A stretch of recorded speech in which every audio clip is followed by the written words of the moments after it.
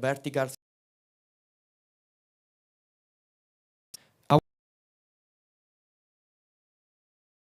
The NVIDIA. If you need the eye at the edge, you talk with Neuronova. Thank you. Okay. It was a perfect timing, I would say. Thank you. And you're doing like something really tough. So all the best with this. And questions. Grazie. Have you looked at defense market and defense use cases? Yeah, that's for sure. That's a really, really common question. That's a market that we can see some applications, but that's not the urgency, actually. We need to gain credibility, first of all, and validity of the product in the consumer electronics, but we can shift for sure into defense. Perfect. Oh yeah, here we have a lead. Next question. So is this an existing company that's spinning off into a new vertical, or it's been built from grounds up? And how is your traction right now? And where are you manufacturing this chip? That's built from the scratch, and there are 30 years of research in that field, but like in the eye, and we are targeting that technology in a real market-ready solution, okay? Because until now it was just academia. We are a fabless company, so we manufacture that relying to an external foundry, but the good point is that we don't need the scale node. We need not TSMC and the stuff that needed for NVIDIA and Apple. And we can, for that reason, we can fabricate that in Europe, and that's really cost effective, about a factor 12 in R&D, and then the price of the chip. It was the second question, so you can talk right after. Thank you, Alexandra. Thank you so much. I take the chip. Thank you to you. Yeah, and I would recommend all the investors to vote and to put on like whatever you can. Then I believe you can put likes. Okay, so the next pitch will be Daniel Tonkopi. Daniel, you know what to do. Yes, thank you. Hi. Before I start, could you please raise your hands, those of you who is going to get a green card or somewhere in the middle of the process? Okay, like 5%? Yeah, good. My name is Daniel Tonkopi. I'm an immigrant, and my process was of getting green card was really painful.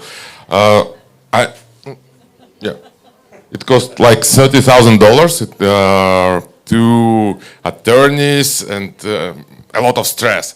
And as Dmitro Kushniruk said, America was built by immigrants. And all the immigrants come here. And I'm struggling with this. I don't need it, thank you. So I decided to help immigrants to come to the United States without stress, without all this friction. And I've built their product, VisaNow.ai, to streamline the visa and green card process. So we've taught our AI agent, and we gave them 5,000 of successful green card cases and 10,000 unsuccessful. So our AI expert knows how to write and how not to write their visa and green card applications. So then we give their applications to the immigration attorneys, licensed immigration attorneys. They finalize the cases and file them. We started about 10 months ago, and so far we have we have generated about $350,000, and we are bootstrapped. So we are raising $700,000. So basically that's it. Thank you very much. Thank you very much. So you definitely can notice experienced founders by the timing of the pitch. So now is questions. How much does it cost, and who's your customer? Our customers, our main core customers are IT guys, tech people from tech. B2C or B2B? Are you going through immigration? We charge B2C, we charge customers, so we charge them $1,500, and then they also pay to immigration attorneys through our platforms somewhere between $4,000 and $6,000. So in general, it will be $7,000 to $8,000. Thank you. Next question.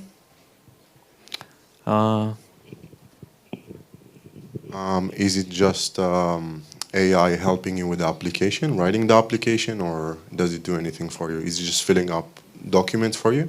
It prepares the drafts of the documents, like recommendation letters, like the petition statements, and also the forms. So it pre-fills everything, and like we are doing 90 to 95% of the work, and then the licensed attorney will check everything and finalize their documents. The last quick question. Why do you need VC money? That's a good question. We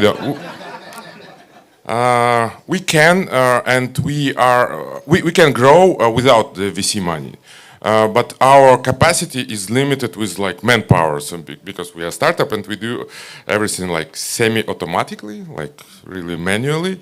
So we need to automate our platform and to increase our capacity like 100 or 1,000 times. Thank you, Daniel. Thank you for your pitch. Thank you. So the next one is Infinite Code AI, Gentian Elmazi. Not sure I pronounced your name correctly, but Yeah, yeah. Okay, 2 minutes. just a second to test this one. Okay. Hi, my name is Gentian Elmazi, and I'm co-founder of Infinite Code. We help developers do code reviews in seconds, not hours. I want to tell you a story. Most developers spend at least 5 hours per day reviewing their code rather than creating new code. And this inefficiency costs companies at least 100 hours per month. If you calculate that with an approximate of $50 per hour, that would be $5K per developer. And if we have a company of 100-person software development company, that would be 60% of their budget wasted in reviewing code rather than being productive. It happened to us while creating our own business. That's why we created Infinite Code AI. Infinite Code AI helps you find bugs, code performance issues, and suggest fixes. But it's not only developer productivity that we are tackling here. It's as well code performance, security, and maintaining a modern infrastructure. We started Infinite Code AI started as an internal tool, then we commercialized it since we saw that it solves our own issues. And 2025 has been quite amazing. We have onboarded more than 15 companies that are using Infinite Code AI, 300 users, 1,000 code reviews have been conducted by our AI models, and more than 2,000 repositories have been Infinite Code AI registered. And people love us, from open source to the private sector. Infinite Code AI is the ultimate developer tool out there in the market, from the precision of our AI models to the combination of the features. Both me and Agon, we are co-founders for more than 7 years, serial entrepreneurs with previous exits, but as well, we bring a team of more than 35 years experience, and there are more than 4... Thank you so much. Okay. Okay, so now it's questions. We have like one question up there. So I assume you built your on top of an AI model. Is it your own model or somebody else's model? Actually, we do have our own models where we do context modeling and code indexing, as well as we use a multi-model architecture such as OpenAI models. Yeah. Are you in the cloud or you on premises? We use OpenAI, which is on the cloud, as well open source models like DeepSeek, which are open source. With all respect, let's do one question, one answer. You can do conversations later, and I believe we have a QR codes and everything else here, and we will follow up you with the startups you liked. Okay, so one more question, and we'll move forward. Here we go. Are you building a feature or actually a product? Because can't OpenAI pretty much create another small model or do the same thing and plug it into the main model itself that you get it? Yeah, so OpenAI is more kind of focused on generative AI, and then we are more focused on reviewing code in this case. So I don't want to predict OpenAI vision, but I assume that their vision is doing AGI, which is the next step of AI. Thank you so much. And we're moving forward. It was a great pitch. A lot of questions. You can follow up with investors later. Olga Grigoryan, Sibyl Health. Welcome, Olga. Hello, everybody. I'm Olga Grigoryan, the founder of Sibyl Health, the very first precision medicine platform for women's hormonal health. We combine telehealth, AI, and science together to deliver precision medicine for to deliver hormonal care that replaces today's trial and error medicine with data-driven precision. A few years ago, I have developed severe insomnia, brain fog, anxiety. Went to my doctor, who told me it's just stress. Only later I discovered that what I really needed was hormonal therapy. Later I realized that this isn't just me. Every woman is going through this. So every woman after the age of 35 goes through this hormonal shift that lasts up to 15 years. Yet, in the US, there's only one menopause specialist available per every 30,000 women. Pardon me. It's okay. Exposing a huge gap in women's care, $184 billion market. My background includes building AI and data systems for the world's largest biopharma companies. And I knew that we could do the same for women by building a system that orchestrates the entire hormonal care journey. It all starts with telehealth visits, giving women fast and flexible access to our doctors. At its core is our proprietary AI system that analyzes each woman's clinical data and recommends precise and evidence-based treatments. Pardon me, I've had a long day. I just pitched at TechCrunch. It's okay, no worries. So today we've launched our telehealth services nationwide, and we already started accepting early capital commitments. At Sibyl Health, we've transformed hormonal dysfunction into hormonal harmony with care that's personalized, predictive, and built for women. That's it. Thank you so much. Thank you, Olga. So, any questions from the audience? Yeah, we have one more. Olga, thank you. The topic is really huge, and the problem is there. Can you just drive us through the competition? So, who is doing similar, like maybe Hims and Hers, maybe Maven, and others like? Right. So our biggest competitor is Midi Health, and what they offer insurance covered telehealth appointments with the doctors. Our main differentiator is that we are focusing on precision medicine, which means we have our own proprietary research where we discovered hormonal phenotypes of menopausal women. So based on this research that's recognized by North American Menopause Society, I presented it last week at the annual conference. So based on this research, we developed our proprietary AI engine that looks at pretty much at EHR data, all of the biomarkers, symptoms, etc. of this particular patient, and based on that phenotype, our model recommends exact treatment like dosage, formulation, how often you take it, etc. What they offer, they follow standard protocols, which is pretty much, it's like a decision tree, if this, then that, and at the end, all women, they get the same medication, and it takes them three years on average to actually to get to the right treatment, where we say that within 3 months, our patients, they will be on the right treatment. Within the first 2 appointments, you're gonna get it. That's our main differentiator. Thank you so much, Olga.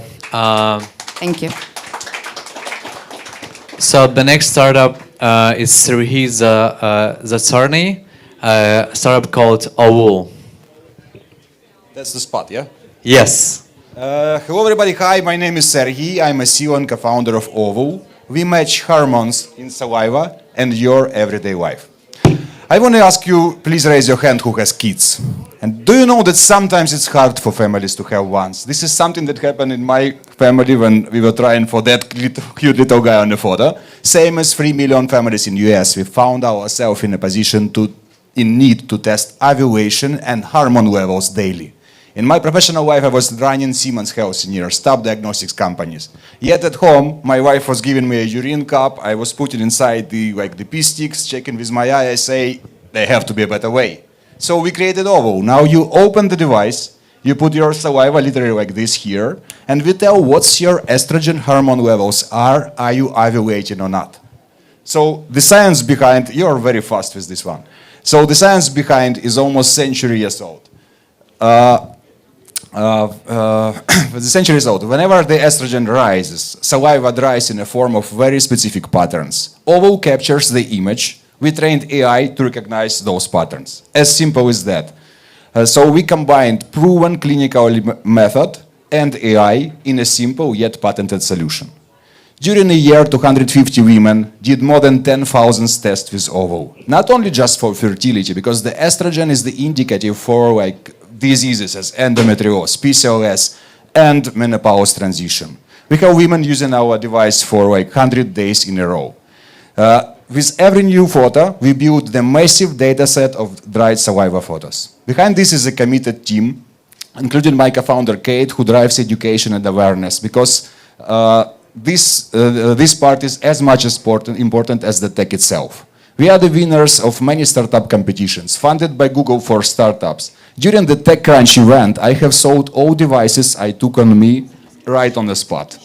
So this is still not the main. The main, we have minimum of 5 babies born with OVO. And That's today, it, Sergey. Yeah. I was thinking I should have this clicker. Yeah. So. Yeah. It's okay. It's okay. Thank you so much, guys. Yeah. Each time I'm observing your presentation, it's getting better and better. Yeah. So let's move to the questions. Thank you so much for the presentation. My question was, how much does it cost to produce one item, and what is your traction, and what is your roadmap for the upcoming 2-3 years? 2283. This is cost of production right now. We sell it for 179 as a device sale. We also have a subscription component in it. It's 999. Our traction today is 133 monthly average users, 62 daily users. We have sold about, I need to count the very last one, I really didn't count it, about 140 devices right now, and 250 is on the market. So we are planning to sell the next 1,700 devices through the Amazon. We are already listed, now preparing the ads campaigns. Sounds cool. One more question from the back. I'm sorry. Yeah.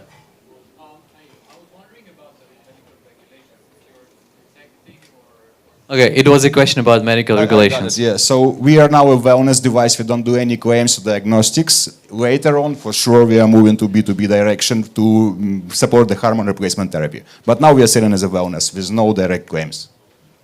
Thank you, Sergey. I think we have one more really quick questions. And that's it. I wish you good luck. Thanks so much. So the next startup from Lorenzo called Agate. Thank you so much. Thank you for having me here. I will be quick as possible. So, lifting payloads, heavy payloads at work can lead to injuries and lost productivity. And it can cost a company up to $30,000 a year.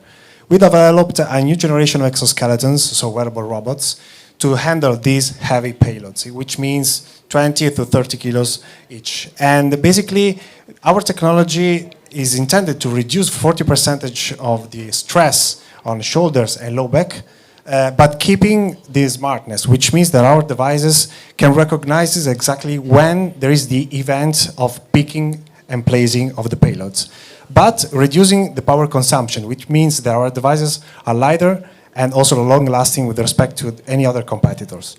We are now basically entering the food processing market and the construction sites market, and we already sold 20 units. And for the next year, we're gonna launch a new product that actually we are already selling it for the low back, which is there is the highest need. Thank you. Well, thank you so much. A great responsibility. The last one must be as quick as possible. Yeah, it was a cool one. Thank you so much. Thank you for your energy. So we have room for questions. Okay. So where are you manufacturing this, by the way, and like, what's the cost of it? Do you have any proprietary technology, both on the AI system and otherwise? Definitely food production is a massive opportunity, but are you focusing on European market or the US market? We started with, of course, European market. We are based in Italy. Starting from the first question, it costs around 5,000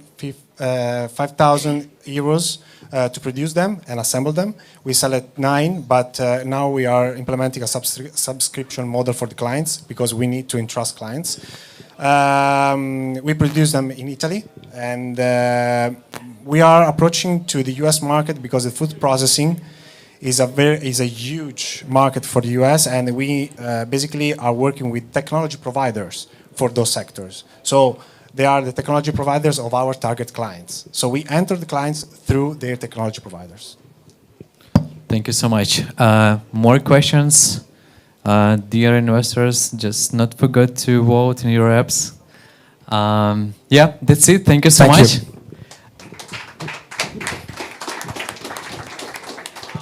We will have like 3 separate prizes later, but for now I'm going to invite here Bank Store. There's going to be a presentation, and Denise Betts will share us about this awesome service which helps hundreds of startups to get as much. Yeah, let's go here. Hi, I'm Dan from Bank Store.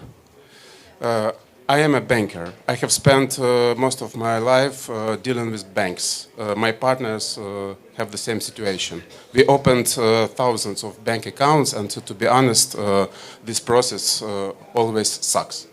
Especially if you're a startup with no transaction history, with no experience, with no understanding of how banks work. We decided to improve this. We created a fintech SaaS platform that helps startups, investors, VCs, and businesses that work globally to get easier access to bank accounts and merchant accounts.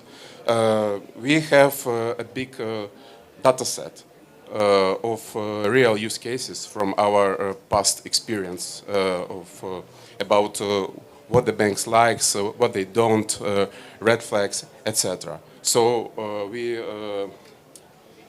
calculated all this, yeah, and created an AI matching mechanism.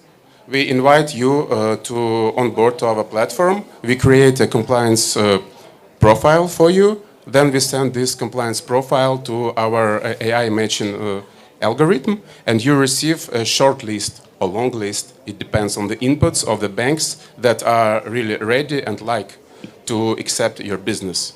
So no occasional suggestions, just everything based on the calculations.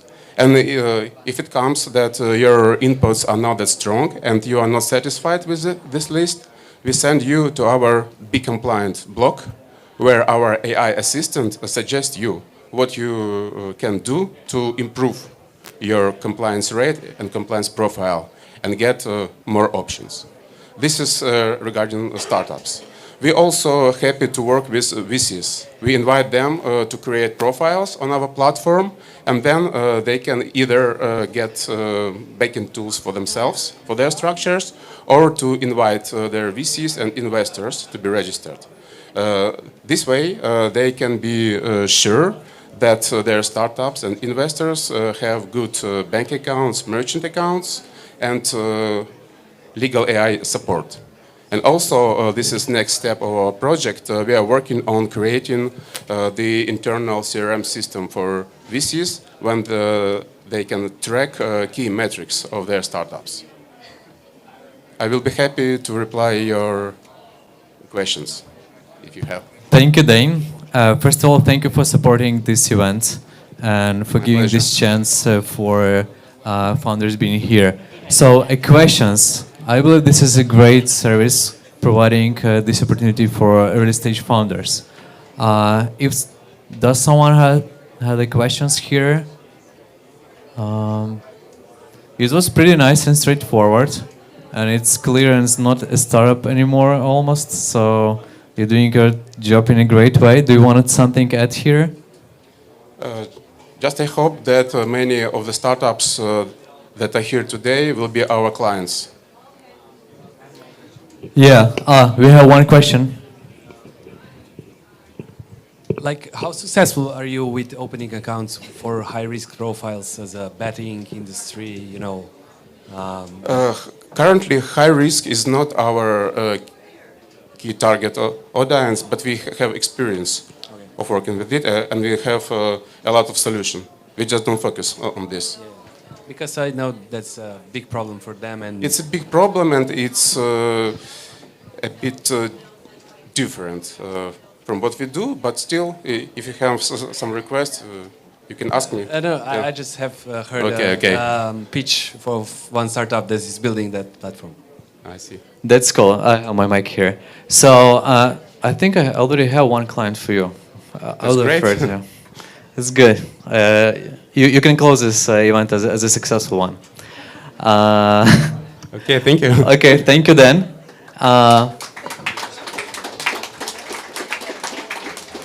So as the next one, we're gonna have here a panel, and I would love to invite your friends who are staying over there, people over there, if you can move here and just take a seat, because we will start our main part of this event called a panel. And yeah, I would love to invite here Nick, who is a good friend of mine, ex-Meta, ex-Google, cybersecurity leader, also founder of Know Ukraine, which is providing the huge help to Ukraine. And I believe everyone in the Bay who are Ukrainian know this Know Ukraine. It's like already equal to charity here. So Nick will lead the panel here.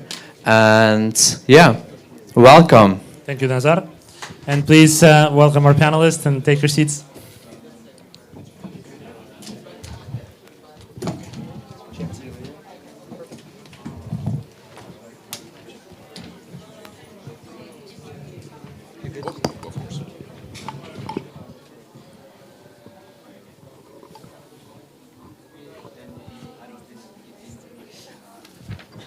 How you doing? Are you all ready? We're going to talk about AI, and we won't hold you very long. I think we have 25 or 30 minutes or so.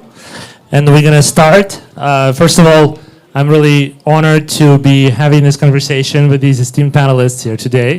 And I'm happy to see so many Ukrainian startups and founders and investors here tonight. I'm happy TechCrunch is in town. There's always great networking during this week. So we're going to jump right in, and with each panelist, I want to ask them to introduce themselves and what they're working on in just a few sentences. That will be our start.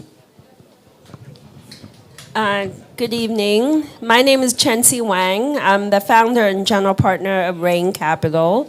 We are a Silicon Valley-based early-stage venture fund focusing on cybersecurity, AI, and data infrastructure. Joanne Fedeko. My company's called Connection Silicon Valley, and for 10 plus years now, I help to connect international entrepreneurs into Silicon Valley with a large focus on female entrepreneurs. Hi, everyone. My name is Alena, and I'm founder and CEO of Fuel Finance. And at Fuel Finance, we're building AI CF4, actually financial agents to replace the need to hire CF4 for small, medium businesses. Thank you. Now let's dig deeper into the AI, and let's identify, in your view, what is the main trend, the biggest trend in the last year in AI, and who is winning from this trend? From my perspective, it's agentic AI that is the largest trend. Who's winning? You know, I'm a B2B investor, so I look at who's doing work in enterprise, and there are a bunch of companies that are helping enterprises writing and starting agentic applications, like writers.com, and that's pretty interesting. And there are others that are providing a platform for you to build agents on top, and those are pretty interesting too, like Llama Graph. So I'm going to come at this from a very different perspective and not get technical. I think those that use AI as a thought partner is a very cool way to be using it, and I think therefore us as humans actually get to win the most out of using it in that way. I will answer from founder perspective that winning is the one who has the best go-to-market. So you can build anything you actually do. You can do it like now, like very easy. Using Google, that Google gives a search summary at the top, and in more than 60% of cases, that's sufficient. So people are not clicking through to the websites down there, which is reducing the advertising revenue for a lot of publishers. And that's really reshaping how people access the information. And the new startups that are benefiting from it, of course, are the ones that are training models and trying to do the same thing with AI summaries. What scares you the most and what excites you the most about the pace of this very, very rapid AI adoption? I can start that what I see at least on the financial market and from financial perspective, because financial people are very conservative. But for the last year, I see that they are not very conservative already. So they like use more and more AI in finance. But also I see that there is like a new trend that from financial perspective, we all have different finance platforms. But I see already that in the next few years, no one actually will use these platforms because we will have different agents for different functions. And platforms, they actually will become mostly like backend. So the same, I think, can like we say about like any search engines or anything you have. So if you have your agent that can do work for you, so if you go to, that's a question, if you will go to some search engines, maybe no, because you will have your agent who can find anything you need and you can train it for yourself. So for me, it's like the deep fakes that are out there and seeing like the privacy and the opportunity that they have to, you know, access our financial data, our banking. You know, we have to be right 100% of the time, and they just have to be right once. And you know, there's too many cases that I see and hear about, and where people, humans, just are really getting, you know, taken advantage of. And so I think that's a huge issue. And, you know, I listened to something that Jeffrey Hinton had, an interview recently, and kind of talking about he's putting like his money into like 5 different Canadian bank accounts, you know, just for that case, in case something were to happen. So that worries me a lot. But I'm very excited about, you know, where it can take us and support us. No, it very much resonates with me with the power of generation of images and video now. You really can't trust anything you see online, right? And the deepfakes are to the level where you really cannot tell the difference anymore. So every time I see some viral news headlines, I assume that they are not real, right? And I try to validate by additional sources or real people I know in that area. And I'm sure you've been doing the same. But we're really losing trust in the facts. And you know, some say you cannot trust the media anymore either, and of course the social networks are just optimized for clicks and virality, right? So. I think trust is an interesting concept in today's world, today's society. But if you think about human society, we go from isolated villages to people who travel and starting with tales. And do you trust someone who traveled from the next village to you with a tale? How do you arrive to trusting that is an evolution? And for us, we are going through another evolution, is going through, we are human to human, now we're human to AI, and soon becoming AI to AI, right? How do we trust a human acting on behalf of an AI is acting on behalf of a human, and that's the one that scares me, is agents are taking actions, autonomous actions, and I think we're not ready because the liability side, the protection side, the legal side are not yet ready for AIs to make mistake on my behalf. So that's what scares you. What excites you the most? What is the positive development that you'd like to see more of or want to see it come faster? That's also what excites me. Because of cyber. No, because productivity, and there are a lot of things that I wasn't able to do before, now I can do, right? And we did a content campaign for one of our companies. It was very successful and took a lot less manual work to get it done, right? And that's all great. But where is that line, the happy medium that we get productivity gain, but not the scary part? I don't know. I completely agree, because there's so much of inefficiencies that's in our days. So being able to have those workflows and those agents and using the tools out there to help us. But there's also just like a bit of a learning curve that we have to do, and there's so many options out there for it. It's kind of hard to be able to do both right now. So, but I think there's just huge opportunity from founders at earliest stages as they build companies to really build them way more efficiently than they've been done in the past, and for, of course, us as humans to use it too. Yeah, I think the speed actually excites me the most, because now everyone can be much faster, because definitely we can replace a lot of manual work.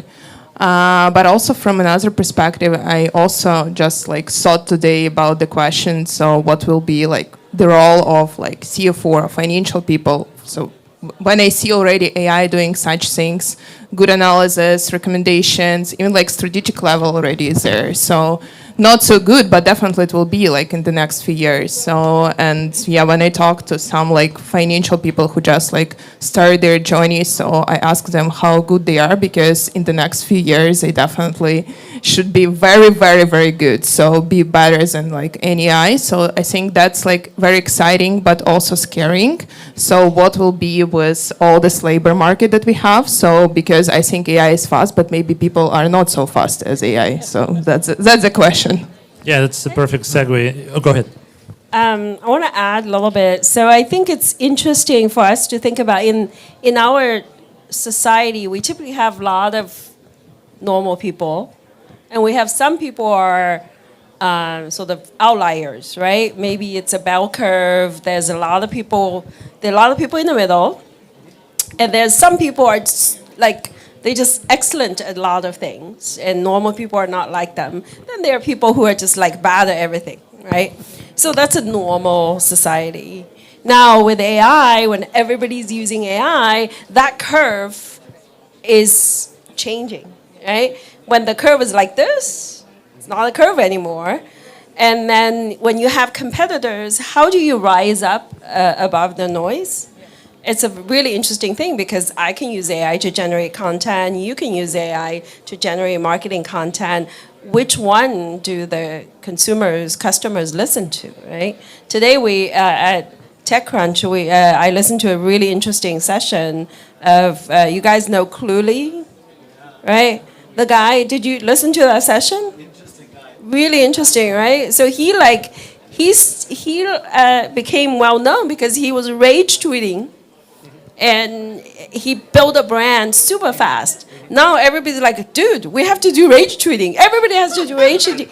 But then, there's no rage tweeting anymore. So what's the next thing? It's super interesting. Right? Yeah, that's a cool one. And when you asked also about web interface, I thought like maybe we can ask our audience. So how many of you still using Google to search? Can you raise your hand? Okay. And how many use LLMs? Okay. Google has LLMs too, right? I mean, I use both. So. I think that like from my perspective, I use more and more LLMs, so it's like much, I think, better. So that's also like scaring what will happen with other solutions. So like how they evolve. But search has its own. I mean, if I want to look for a source of a specific thing, I search, because sometimes I write things I need to cite a paper or whatnot. That's search, right? Not generation. I'd love to prompt you guys to think about. You're going to prompt us? Yes, that's the choice of words. Prompt. Prompt this collective intelligence, this LLM on the stage here. Do we still need computer science engineers? I hear anecdotally there's a lot of unemployment and fears about jobs and new graduates in computer science. And of course, Cursor and other tools and vibe coding, everything is changing very quickly. So should computer science engineers, programmers be worried for their jobs? Or will AI take these jobs or create more jobs in general? So, when the ATM came out, people were really worried that we didn't need banks anymore and that they weren't going to be a thing. And we still have physical banks, and it's annoying, but we still have to fucking go into them. But fewer tellers. Yeah, fewer tellers, still annoying tellers. Yeah. but it just creates other jobs and other opportunities. So, I mean, I'm not a computer scientist. I'm an accountant. I think that those jobs are still going to be needed, but like everything, it's going so fast, and it'll change. But for as much as that changes, and like the other opportunities, I really fundamentally believe will open up. So, I don't know. I have not been in a physical bank branch for like 5-6 years. Literally, have not stepped a foot in one. yeah, but we have other products and solutions and things that have been created. So the ATM was like, oh no, this is a big problem with the banking system, and the banking system just evolved, is my point. I don't want physical banks either. Yeah, so there are jobs that are taken away, but there are jobs also being created. So we in cybersecurity, you know, right? Vibe coding is like awesome for cyber. All these vulnerable code being generated faster than you can find bugs for, that's job security for cyber people forever. So I think that like we can just open like any companies like profiles and see like if they still hire engineers. I will bet they still hire engineers. So even OpenAI and all other companies. So we all say that we will replace that, like humans will replace with AI, but we're still hiring engineers. So let's be honest, we're also hiring engineers. Yes, we like need maybe less engineers, so not so many as we needed before, but yes, we still need them, because who will build like all this knowledge?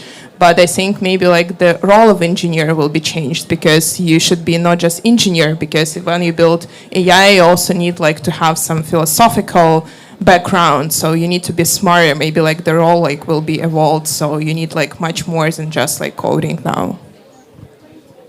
We're going to go to questions very soon, but I just want to give you an opportunity to answer this question. For startup founders out there, what's one move that in the next 6 months they should take to stay relevant? What recommendation or advice you would give them that this is the right time? You have to be up on the latest AI tools. If you're not using the tools, you're doing yourself a disservice. Your competitors will be using them, so you should know what the tools are relevant for your profession, your markets, and use them and leverage them. And building off of that, you know, at every single opportunity in your day, you should be asking what AI can be doing this for me instead, and embracing that and leveraging it. But I also will say, because we talked a lot about humans here, is that founders still need to be out there and be connecting and building relationships with humans, not just with AIs. Yeah, I always will say about go-to-market, start selling today, not in 6 months. So you can build anything for like one day, I don't know, for one evening, but it will take months or years for you to figure out like how to find the scalable go-to-market channels. And I think that all founders underestimate actually how much time it will take for you. So I think today we look at companies and we said which part of your company you can replace with AI or doing it with AI. In 2 years, maybe 3 years, we'll be looking at a company say which part of this company we need human. I think, Aliona, through your startup, you see a lot of financial data for a lot of companies. And of course, Chenzi, through your fund, you see a lot of startups raising capital. So I wanted you to comment on what is the current fundraising environment and what are the valuations doing this year? Where do you see it going forward right now? Is it getting easier or harder to raise money? I think now like we are in the period that like actually like we switched from early stage startups as a key audience. So sorry for that. I don't see already this financials a lot, but talking to other founders, I think it was like pretty hard, specifically for different stages. I saw many seed straps, like startups who just switched from raising money to being profitable. The same happened like for Series A, because like multipliers changed, because when you're not AI, so your multiplier is another, your valuation goes down. So all we know like this mess. But I think that now I see that like there are like much more companies maybe like this year. So it just like started to happen. I see this like boom of raising. And I also think that if you want to raise, do it now, because from like economical perspective, I think that my gut feeling and what I see from the market, so maybe in next year can be late and we will have opposite financial situation. Surprised none of you suggested if you're on a .com website, change it to .ai to W evaluation. Well, this is like very much like the 2000, 1999 conversation we've been having, right? And they were having these kind of events too. So hopefully we don't have that kind of saying bubble we're in a bursting. bubble. Are you saying we're in a bubble? We are a bit of bubble, I think. Are we always in a bubble? Oh, he says it's a big bubble, so. Any closing words from you, and then I'll open it up for a question from the audience. What else would you like to cover today? So I think of AI as like a gold rush, right? So when did California discover gold? Anybody know? History lesson? 1849, 49? Yeah. No, 1848 actually. And the reason we have a football team called 49ers is because most people arrived in California in 1849. Now, the gold rush, there were a few people, there were small population people got super rich. But most people arrived didn't really get rich from the gold rush.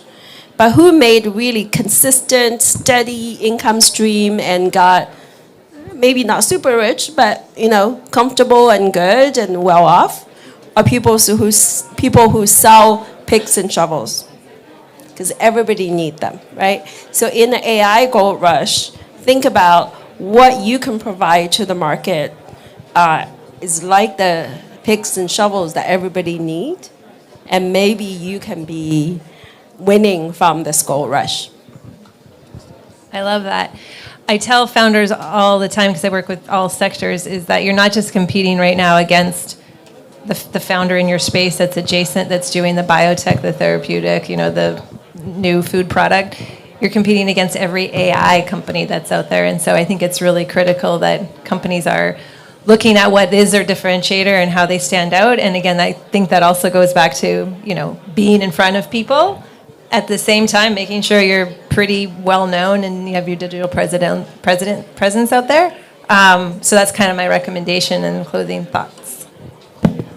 I would say that take the most out of AI, take like from this AI bubble, build cool AI product, but go to companies, not tech companies. So that's something that we discovered for ourselves. So there are like so many other industries out of the tech bubble, and they don't know anything. Like, you will be surprised about AI. So when you will come to these companies, to these industries, I name it like non-sexy tech industries. So when you will come to them with your solution, with your knowledge of AI, so actually you can build like very great companies. So find these industries and you will be surprised you can build like billion company with understanding them. And one last thing, I think this room, like many rooms, when we're talking about startups, it's not very diverse. And I wanted to ask Joanne, what more we can be doing to help female founders, women founders, and are we doing enough to get that kind of diversity and equality in the CEO space?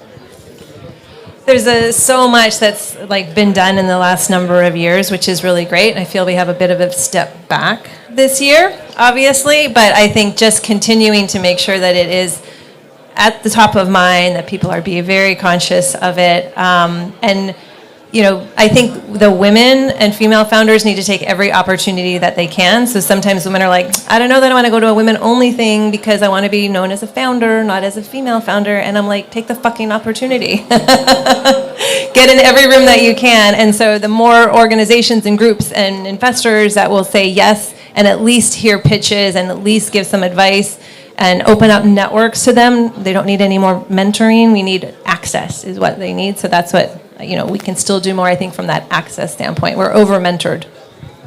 I agree, access. And kudos to you for putting together a panel with a woman investor, woman community builder, and woman founder. So thank you.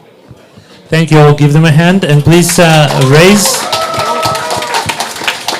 I think we have time for a few questions. So if you just raise your hand, and Nazar will give you a microphone. I'm looking for hands. I see. Just a comment. So, I cannot see it is that diverse. So, 3 panels like females and only 1 panelist a male. We don't get a men-only events.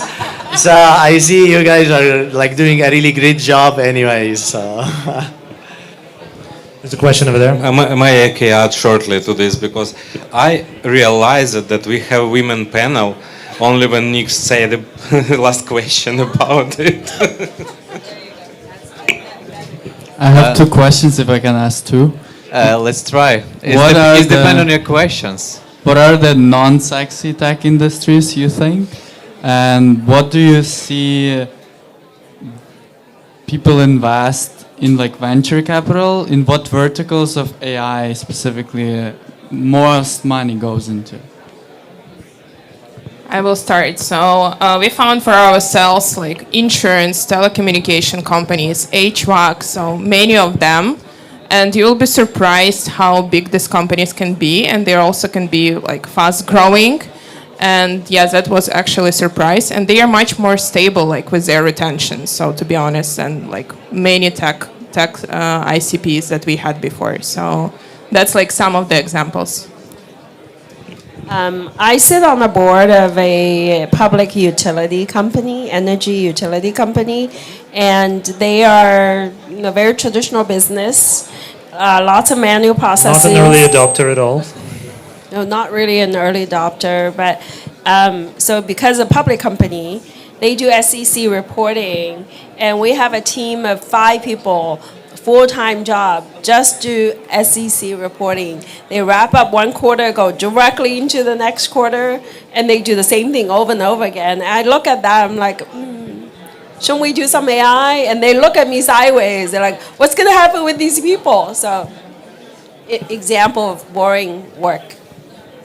And I'll add like construction, mining, very good, and not early adopters on anything, but have money to spend, really need to be innovative out there. Yes. Thank you for sharing your experiences. Can you, in bullet point summarize version, share your lessons learned and painful lessons that you gathered from your career to share with our founders? Painful lessons. Maybe embarrassing. My lesson would be, if I look back my career, are steps I didn't take because I was afraid. Right? And I could have taken them and could have condensed some of the time that I spent and achieved what I achieved faster and sooner. So that's my lesson.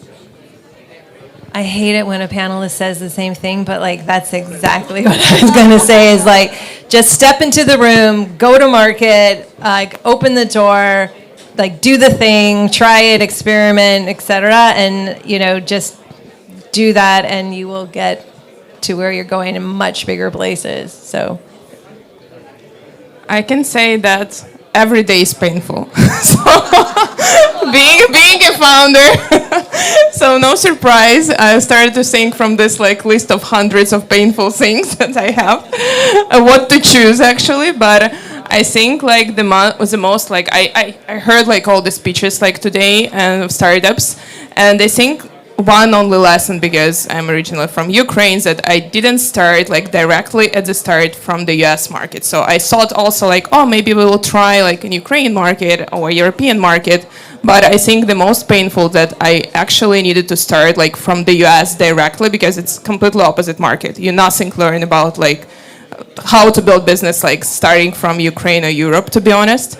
And another key thing that I actually started like build go-to-market motion like very early, but I still think it was too late. So now I think that I even should like to start to build it like 1 year before I started to build the product. So that's actually also another like I think painful lesson from all this long list.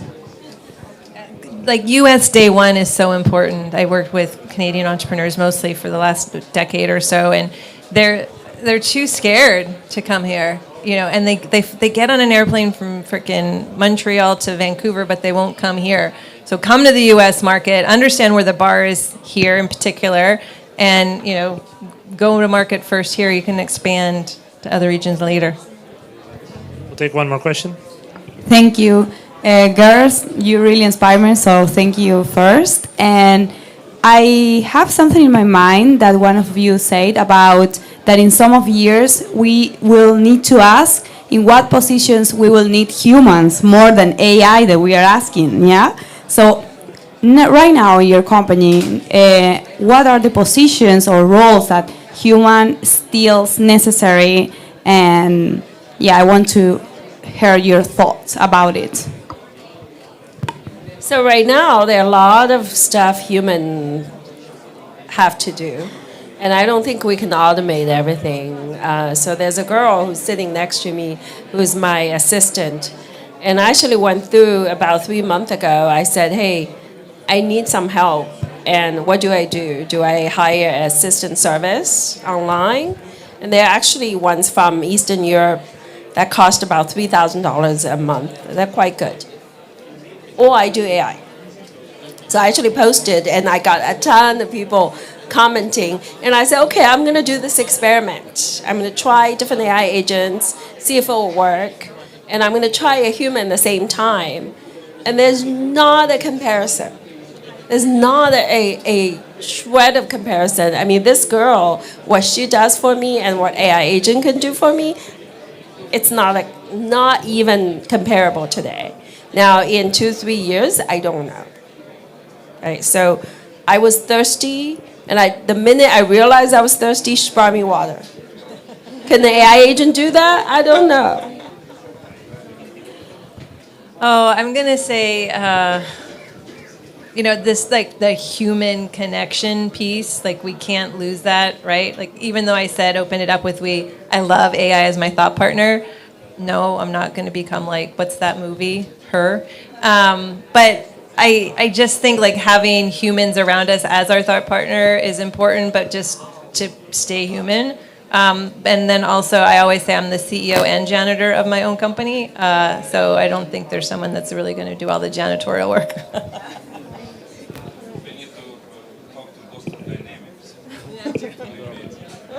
Or take care of my dog.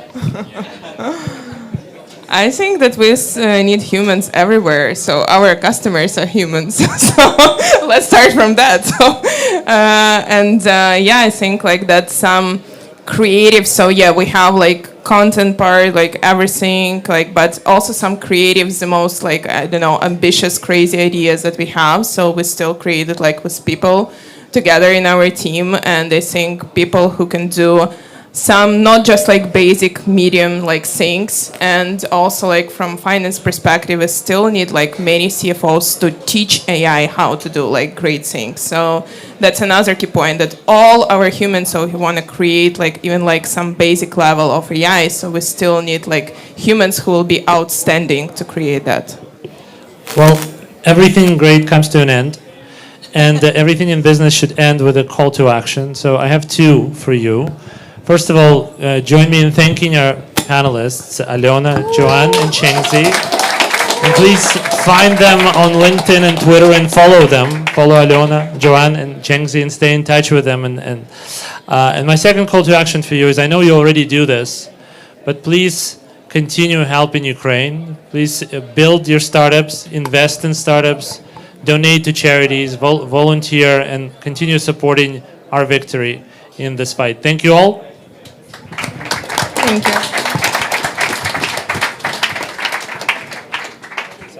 Thank you, Nick, Joanna, Aliona, and all the panelists.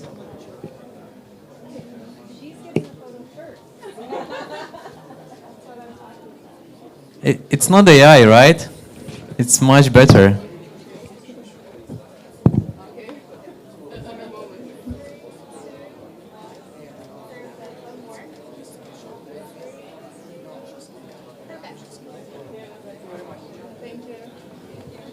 Yeah, that's a cool one. Yeah, I believe this like first time I'm seeing a panel like this in San Francisco. Yeah. Yeah, I will definitely. If your panel looks like this panel, yeah, where to sign. Okay, so and now is the moment. So if you can hear me, raise your hands. Guys on the back, if you can hear me, I can see. Raise your hand if you can hear me. Just raise your hand if you can hear me. If you still can, you can, but here's I see Dima and other people. If you can hear me, raise your hand. Just, yeah. Oh, that works. Okay, here we go. Right now I wanna invite to the stage Anna and Voldemar for announcing our winners. That's the moment I'm passing my mic. I have one. Okay, cool. Hi everyone, today is the moment that we all been waiting for, so we're announcing our winners. A few words about me, I'm Anna, I'm coming from Flyer One Ventures, we're investing in Ukrainians and Central Eastern founders, so if you're looking to fundraise, come and talk to me. And we have 3 categories today. The first one gonna be very special, especially for me, you know, as a woman living in the Bay Area, there is not that much female founders. So the first nomination will be the best startup with a female founder. And I have a special person here, Joanne, she just was at the panel. And yeah, we're gonna announce it all together. And yes, welcome on stage. Depth AI. Depth AI on the stage. Congrats.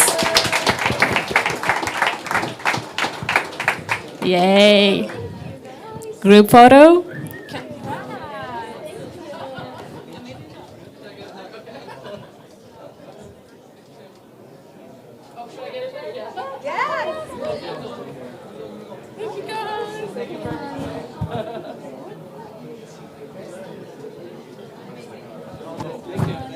Perfect. Thank you very much. The next nomination is going for the best Ukrainian startup. How many Ukrainians right now here at the audience? Yay! Well done.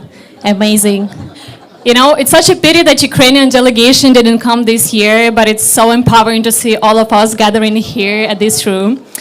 So the best Ukrainian startup pitching today. Oh my God. Are you ready? Yeah. This is Ovul.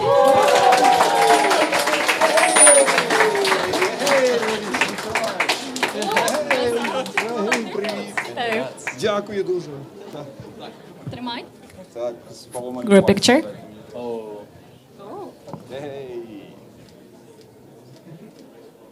Hey, thanks so much. Yes. All the winners, please don't go far away.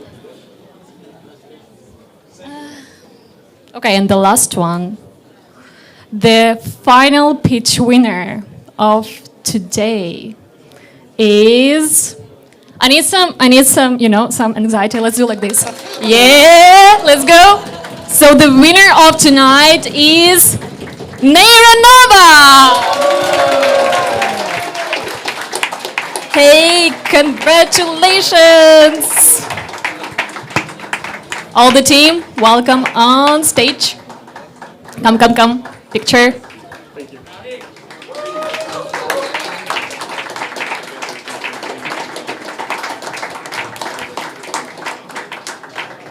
Perfect. And right now we're having a final picture of all the winners and investors with the yellow badge who were voting for the startups are welcome here on stage. And we have small music right now at the background. Yes, please. Yes, we have to fit right now somehow. Yeah, we can. We need.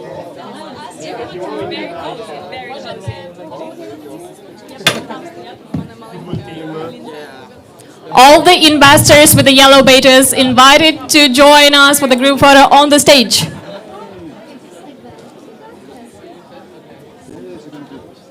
And organizers.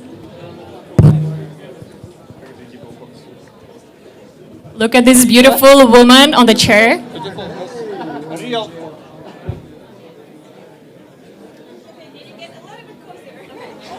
Let's hug.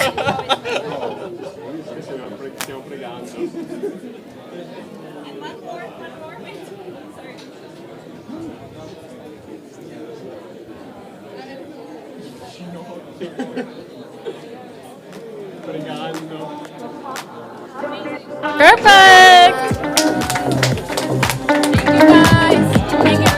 Okay, so it's getting hot here, and it seems this is almost time for drinks. Okay, guys, just like a last minute of this event, I would say that San Francisco Venture Night is only one of the set of the events. And next one, UAtech World Series, is happening in Lisbon at November 12. So if someone is applying for Web Summit, you should definitely be there. And for the end of this event, I want to say thank you to our sponsors. Yeah, this is Spenbase, Reply.io, Service Camp, Distribution Magazine, Connection Silicon Valley, and Data Phoenix. Data Phoenix who doing all this recording. And all the team, that's it. Now it's time for networking.